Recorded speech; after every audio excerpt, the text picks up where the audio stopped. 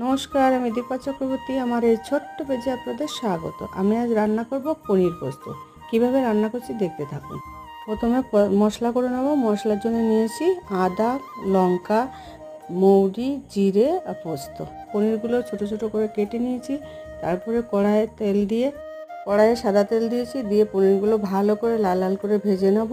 ওর মধ্যে 3টে এলাচ দিয়ে দেবো যাতে সুগন্ধ বেরোয়। পনিরগুলো ভাজা হয়ে গেছে, এবার জলের মধ্যে রেখে দেবো। ওই তেলেই মৌরি আর কালো জিরে ফোড়ন দিয়ে আমি আলুতে হলুদ লবণ মাখিয়ে রেখেছিলাম, দিয়ে একটু লাল লাল করে ভেজে যে পেস্টটা করে রেখেছিলাম ওই পেস্টটা দিয়ে সামান্য জল দিয়ে ফুটে উঠলে ভাজা পনিরগুলো দিয়ে দেবো। এরপর আমি 5 মিনিটের জন্য লো ফ্লেমে ফুটতে দেবো। এরপর চিনি ছড়িয়ে নিলেই তৈরি পনির পোস্ত। আমি এখানে স্বাদ মতন লবণ ব্যবহার করেছি, আমি হলুদ ব্যবহার করিনি। তো কেমন লাগলো আমার এই রান্নাটি? যদি ভালো লেগে থাকে অবশ্যই জানাবেন, জানাতে ভুলবেন না। ধন্যবাদ বন্ধুরা।